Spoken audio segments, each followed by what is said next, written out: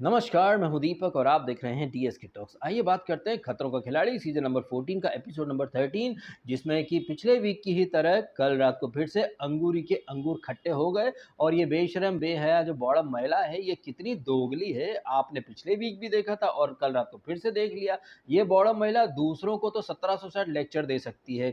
दूसरे लोग जब स्टंट परफॉर्म करके जीत जाए तो अरे लक से जीते हैं, ये तो लकी है। लेकिन कितनी बेशरम है ये बॉडम महिला कि इसको खुद को पिछली बार नो एलिमिनेशन एक लकी सा लॉलीपॉप चुसा करके बचा लिया गया, लेकिन इसे वो नहीं दिख रहा है कि एक नहीं दो दो बार ये एलिमिनेट हुई और दोनों ही बार शो में बचा ली गई और अब तक शो में टिकी हुई है। किस वजह से?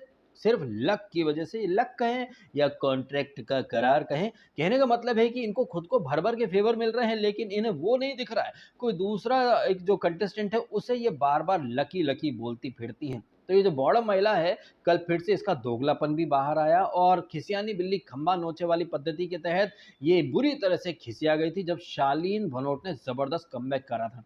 शालीन भनोट जो कि 2 वीक पहले नियति से एक स्टंट में हार गया था और उस वाले स्टंट में नियति ने क्या जबरदस्त स्टंट परफॉर्म करा था। और नियति के उस जबरदस्त स्टंट को हाईलाइट करते हुए हमने तो जबरदस्त थंबनेल भी डाला था, जहां हमने लिखा था कि छोरियों ने दिखाया दम और देसी बॉय निकले फुस्सी बम। जहां शालीन और कश्मीर दोनों अपने अपने स्टंट हार गए थे। हालांकि बाद में कश्मीर जो है उसने तो कमबैक कर लिया था, लेकिन शालीन भनोट जो कि पिछले 2 वीक से मंदिर का घंटा बनाए घूम रहा है, जो आता है बजा के चला जाता है, लेकिन कल जो है, कल शालीन का दिन था। जिस तरह से शालीन ने जबरदस्त कमबैक करा है और ये कमबैक जो करा है शालीन ने, ये उसी नियति के सामने करा है जिस नियति के सामने ये बुरी तरह से हार गया था। लेकिन कल जो स्टंट था वहां पर नियति की नियति में हारना लिखा था और शालीन जो कि 2 वीक पहले नियति से हार गया था, यहाँ पर पट से एकदम से वक्त बदल गया, जज्बात बदल गया, हालात बदल गया और शालीन ने जबरदस्त कमबैक करके अपने तमाम आलोचकों का जो है मुंह बंद कर दिया है। शालीन का सबसे बड़ा आलोचक तो मैं ही हूँ। शालीन के साथ साथ उसका जो चोमू कुमार है उसका भी सबसे बड़ा आलोचक मैं ही हूँ। उन्हें भर भर के रोस्ट करता हूँ, क्रिटिसाइज करता हूँ, लेकिन जहां पर जो बंदा क्रेडिट डिजर्व करता है, आलोचक होकर भी मैं उस बंदे को वहां पर क्रेडिट देने से झिझकता नहीं हूं, क्योंकि इन लोगों से हमारी कोई पर्सनल दुश्मनी नहीं है। लेकिन हाँ, ये लोग जिस पार्टी के अगेंस्ट खड़े थे उससे हमारी व्यक्तिगत दुश्मनी है और जिससे हमारी व्यक्तिगत दुश्मनी होती है उससे हम बदला तो लेंगे ही। तो यहाँ पर मैं अपने आप को साइड में करके सिर्फ शालीन पर अगर फोकस करूँ तो शालीन की भी एक व्यक्तिगत दुश्मनी, या ये कहें दुश्मनी नहीं, एक व्यक्तिगत कहीं ना कहीं उसको एक पॉइंट तो प्रूव करना ही था, क्योंकि वो नियति से हार गया था। और फिर जब एक लड़की जीत जाए और लड़का हार जाए तो फिर जमाना क्या कहता है, अरे लड़की से हार गया, अबे यार छी लानत है तुम्हारे ऊपर, तू लड़की से हार गया, अरे बाप रे बाप यार, ये तो मतलब तेरी मर्दानगी के ऊपर एक क्वेश्चन मार्क है। समाज इसी तरह से तो रिएक्ट करता है और हम भी समाज के ही प्राणी हैं, सामाजिक प्राणी हैं। तो हमने भी लिखा था कि भाई छोरियों ने दिखाया दम, छोरे निकले फुस्सी बम।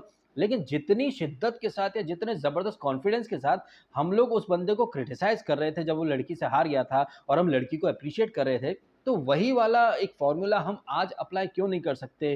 जस्ट बिकॉज कि एक लड़की हार गई है तो क्या हमें उसे सिंपैथी देनी चाहिए? जिस तरह से ये बॉडम महिला एक रूल लेकर के आ गई थी, शेट यार ये तो नाइंसाफी हो गई है, लड़के के सामने लड़का ही होना था, नहीं लड़की कमजोर पड़ गई। अच्छा, जब लड़की जीत जाए, लड़के को हरा दे तो girl power, girl power, girl power, हाँ जबरदस्त गर्ल पावर, देखा छोरी है, छोरों से कम नास है भाई, छोरियों ने दिखाया दम। लेकिन यही लड़की जब लड़के से हार जाए तो शिट यार, लड़के तो फिजिकली स्ट्रांग होते ही हैं, शिट है ये बड़ी नाइंसाफी है, अनफेयर। अच्छा, लड़की जीत जाए तो गर्ल पावर, लड़की हार जाए तो अनफेयर।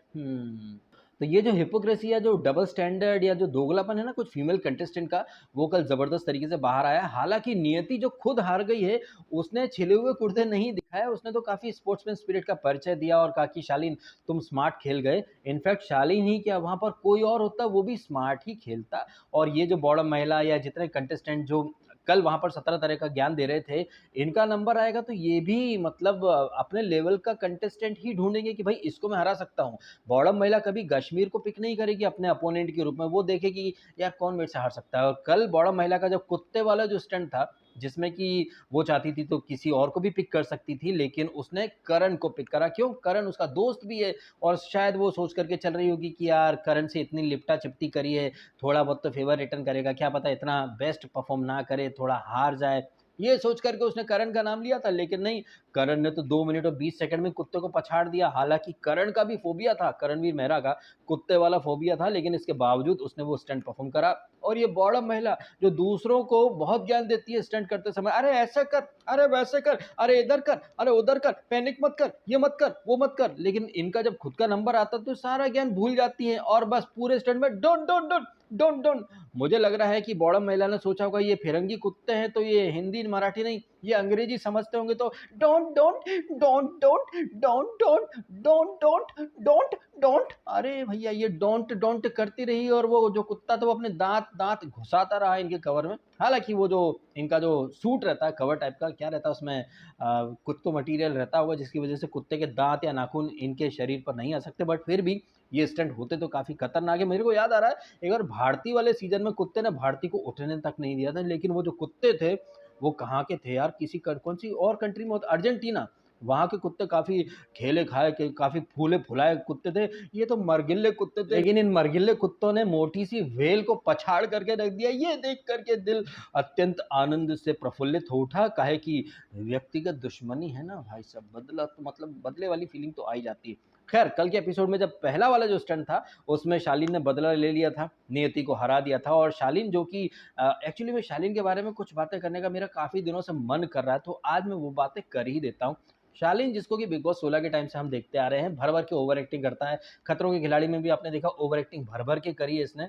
लेकिन शालीन इतनी ओवर एक्टिंग कर रहा है, अपना मज़ाक भी उड़वा रहा है नेशनल टीवी पर, लेकिन अंदर ही अंदर शालीन जो है पता नहीं कितनी सारी चीज़ों से लड़ रहा है जिसके बारे में तो हम इमेजिन भी नहीं कर सकते, क्योंकि शालीन की जो पहली वाइफ थी, क्या नाम था? दलजीत। जब शालीन भनोट आया था बिग बॉस 16 में, उसी समय दलजीत बाहर इंटरव्यू दे रही थी कि पैसे वाला है, पावरफुल है, मुझ बेचारी दुखियारी को अदालत के चक्कर कटवा रहा है, ये है, वो है। और जैसा कि हमारे समाज में एक सामाजिक प्रथा है कि अगर लड़की ने औरत ने कुछ बोल दिया है, तो उसी को सही माना जाता है और पुरुष को हम सब गाली देते हैं, और हम सब ने शालीन को भर-भर के रोस्ट करा, क्रिटिसाइज़ करा, इसके ऊपर डोमेस्टिक वायलेंस के, असॉल्ट के तमाम तरह के केसेस लगे। लेकिन अभी जब बीते दिनों कुछ खबरें आई कि ये जो दलजीत, जो कि शालीन के ऊपर एलिगेशन पर एलिगेशन लगा रही थी, इसने जब दूसरी शादी करी, मंगोलिया का है, युगांडा का, नाइजीरिया, कीनिया, कहाँ का है इसका दूसरा पति, जहाँ का भी है, उसके ऊपर भी इसने दलजीत ने वही एलिगेशन लगाए जो कि शालीन के ऊपर लगाए थे कि असॉल्ट है, ये है, चीटिंग है, धोखा रखा, धोखा दिया, बात छुपा करके रखी, पता नहीं कैसे-कैसे एलिगेशन लगाए। तो क्या मतलब हर बार गलती हस्बैंड की ही निकलती है क्या दलजीत के मामले में? पहले शालीन के ऊपर एलिगेशन लगाए और अब वही सारे एलिगेशन जो है वो दूसरे पति के ऊपर भी लगा दिए हैं दलजीत ने। कहने का मतलब है कि दुनिया में जितने पुरुष हैं वही गलत हैं, दलजीत हमेशा सही रहती हैं। ये कहीं न कहीं एक सार निकल कर के आ रहा है, तो पता तो चल रहा है कि दलजीत भी कोई दूध की धूली है नहीं, लेकिन शालीन की तरफ से कभी भी दलजीत के खिलाफ कोई स्टेटमेंट वगैरह हमने तो सुना नहीं और ना ही हमारी नज़र में आया। आपकी नज़र में आया हो तो बताइएगा ज़रूर, क्योंकि बिग बॉस 16 में 1-2 बार दलजीत का ज़िक्र हुआ था, तब शालीन ने बोला था कि जो है बाहर में उसकी इमेज या लाइफ़ स्पॉइल नहीं करना चाहता हूँ, इसलिए उस पार्टी को दूर रखो। अब जितना हमने देखा या जितना हमें याद आया, वो बात हमने कह दी कि शालीन ने कभी दलजीत के बारे में कुछ बुरी टिप्पणी नहीं करी, और इन सारी चीज़ों के दरमियान शालीन भनोट बिग बॉस में अपना जो गेम प्लान था या जो रोल उसे दिया गया था, वो उसे शिद्दत से निभाता रहा। और यहाँ खतरों के खिलाड़ी में भी जैसे मखौल या फिर वो राज कपूर साहब का गाना है ना कि जग को हँसाने बहरूपिया रूप बदल कर फिर आएगा। तो शालीन भनोट जो है ना वो बहरूपिया कहें या विदूषक कहें या मंदिर का घंटा कहें, ये बन करके वो खुद का मज़ाक भी उड़वा रहा है, और कहीं न कहीं वो थोड़ा बहुत टाइम मिलता है तो बंदा स्टंट भी परफ़ॉर्म कर लेता है, जैसे कि कल उसने स्टंट परफ़ॉर्म करा। अच्छा, ये स्टंट के बियॉन्ड यहाँ पर एक चीज़ और आपने देखी, वो बिग बॉस वाला तड़का, बहुमती, आपसी सहमति, चलो कौन किसको वीक समझता है, कौन किसको स्ट्रॉन्ग समझता है। तो जिस तरह से बिग बॉस में आर्गुमेंट होते रहते हैं, ये कौन होते हैं तय करने वाले, मैं तो स्ट्रॉन्ग हूँ, इस तरह की बातें हुई। जब अभिषेक कुमार का नंबर आया, तो अभिषेक कुमार को शालीन ने कमज़ोर बोल दिया, और शालीन का जो ये जो छोटा भाई है, छोटा मियाँ है, या शालीन का जो सस्ता वकील, इसने शालीन भनोट का नाम दे दिया। अब यहाँ पर अभिषेक कुमार का चोमू कुमार वाला जो पार्ट था ना, वो निकल कर के आया। कैसे निकल के आया उसे भी समझिए। आपको याद होगा जिस स्टंट में नियति ने शालीन को हरा दिया था, हाइट वाले स्टंट में, उस वाले स्टंट में शालीन भनोट कोई इंस्ट्रक्शन फॉलो नहीं कर रहा था। जहां पर वो मार्क बना था जिस पर खड़ा होना था, रोहित शेट्टी बार बार बोल रहा था तेजा मैं हूं मार्क इधर है, तेजा मैं हूं मार्क इधर है, मार्क जिधर है उधर तेरे को खड़ा होना है। तो शालीन वहां पर खड़ा नहीं हो रहा था। और उसके बाद जब जंप करने के लिए जहां पर जिस प्लेटफॉर्म पर खड़े होकर जाना था वहां पर शालीन भनोट मार डाला की तरह घिसट घिसट के क्रॉल करके जा रहे थे बैठ बैठ के। और जब रोहित शेट्टी उसको गाइड कर रहे थे तब शालीन का सस्ता वकील बनकर ये अभिषेक कुमार खड़ा हो गया था। अरे सर आपको नहीं पता, आवाज नहीं जा रही होगी सर, आवाज नहीं जा रही होगी सर। अरे सर आप नहीं जानते, ऊपर माहौल एनवायरमेंट इमोशनल एनवायरमेंट अलग रहता है, हार्ट बीट हमारी बढ़ जाती है, आप नहीं जानते सर। कहने का मतलब है कि एक बार भी उसने चोमू कुमार ने ये नहीं कहा कि हाँ शालीन गलत कर रहा है, उसे आपकी इंस्ट्रक्शन फॉलो करनी चाहिए। और तब रोहित शेट्टी भड़क गए थे, देखे तेरा भाईचारा वगैरह जो है ना वो अपने घर जाकर खेलना, इधर जो सही है वो सही बोल, जो गलत है वो गलत बोल, भाईचारा अपने घर पर निभाना, इस तरह से डांट दिया था रोहित शेट्टी ने।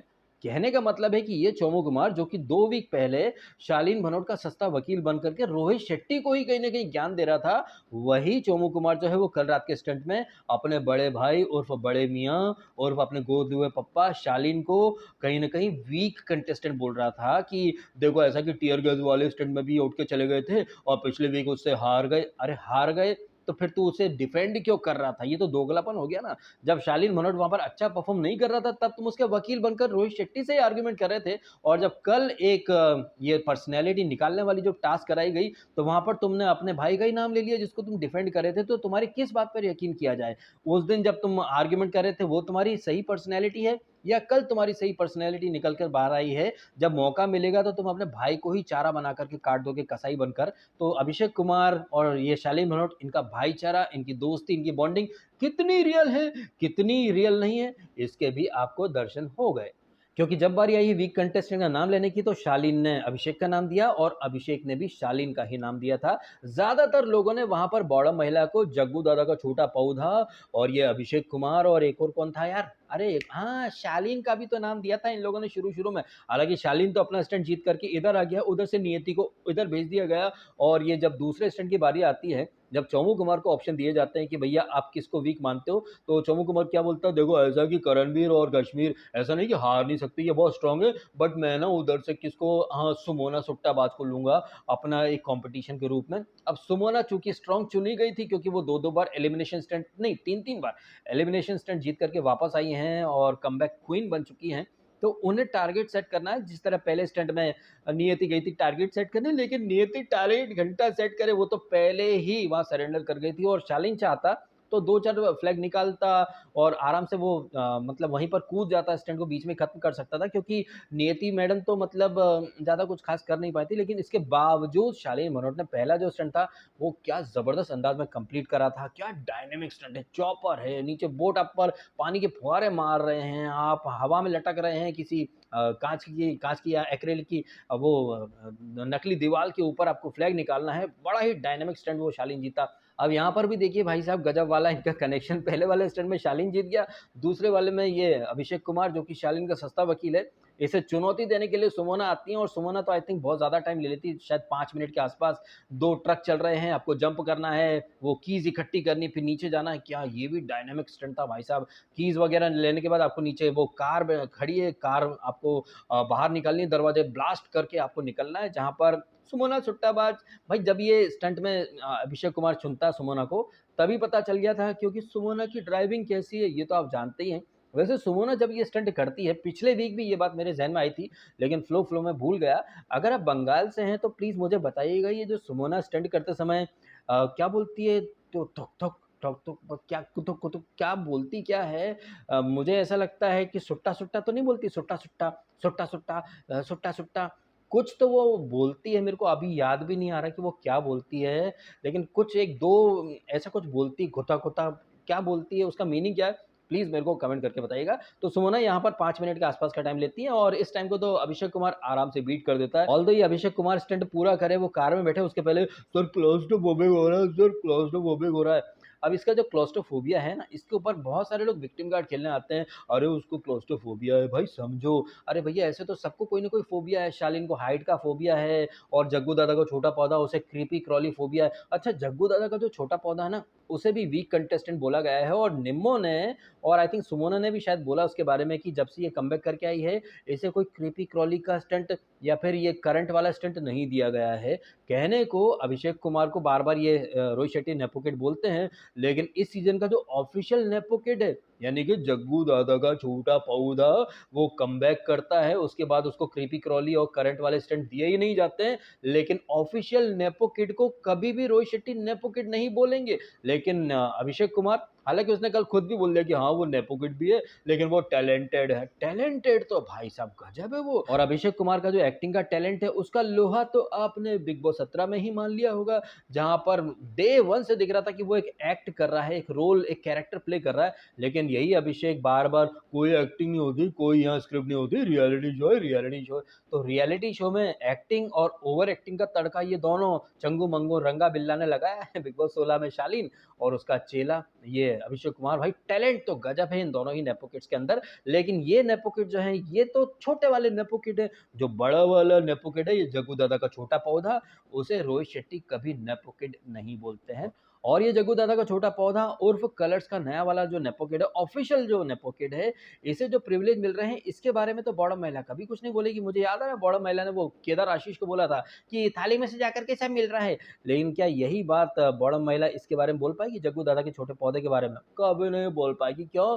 क्योंकि भैया उसकी फट के फ्लावर हो जाती है। वो बड़े लोगों से पंगा नहीं लेती है, वो छोटे लोगों को ढूँढती है, जिनको कहीं न कहीं वो अपनी ज़ॉम्बीज़ की आर्मी के थ्रू कुचलने या फिर तिरस्कृत करने का कुछ मौका मिले तो उसे उस मौके पर वो चौका लगाने से चूकती नहीं, लेकिन बनती बड़ी इंसानियत है। इंसानियत है, हाय इंग्लिश इंसान बनो, हमें पता है ना वो कितनी इंसान है। एनीवे, तो ये जो दूसरा वाला स्टंट था, यहाँ पर अभिषेक कुमार जीत जाता है और वो भी मतलब वीक से स्ट्रॉन्ग कंटेस्टेंट के उसमें पाले में आकर के खड़ा हो जाता है। और आखिरी वाले जो स्टंट है, वहाँ बॉडम महिला वो डोंट डोंट डोंट करके रह जाती हैं और कुछ खास कर नहीं पाती हैं। और यहाँ पर भी ग्रेसफुली हार एक्सेप्ट करने के बजाय, सर दिन भर की थकन थी ना, तो मैं भाग नहीं पाई। हाँ, दिन भर तो बड़े कंडे थाप रही थी ना, लकड़ी काट रही थी जंगल में जाकर के, कुल्हाड़ी से पानी भर रही थी, कुएं में रस्सी डाल डाल के खींच के, बड़ी थक गई दिन भर। वहाँ खड़े खड़े कमेंट्री तो कर रही थी, पानी stunt, I can control my breath, ओहो हलवा है ये। और बाद में ये हलवा हलवा करने वाली पापा की जो जल परी बन रही थी, कैसे औंधे-मुँह गिरी थी पिछले वीक, आपने देख लिया। पिछले वीक भी इसके गुर्दे छिल गए थे और कल रात के एपिसोड में भी इस बॉडम महिला के गुर्दे छिल गए। और चूँकि ये अपना स्टेट हार गई है, तो अब इसका एलिमिनेशन स्टेट में जाना तो लाज़मी है। ठीक वैसे जैसे फुद्दू फरहान की अम्मी का नाम शब्बो आज़मी है। अब आपके क्या रहे ओपिनियन कल रात के एपिसोड के बारे में? जिस तरह से किसी भी कंटेस्टेंट ने कश्मीर को वीक कंटेस्टेंट की कैटेगरी में डाला ही नहीं, वो बंदा आराम से अपना खड़े-खड़े मस्ती मज़ाक कर रहा है, माहौल के मज़े ले रहा है। लेकिन जिस तरह से शालीन ने, हालाँकि शालीन के ऊपर रोहित शेट्टी ने भी बोला कि यार ये तो थोड़ा-सा इलॉजिकल लग रहा है जो तू बदले की बात कर रहा था।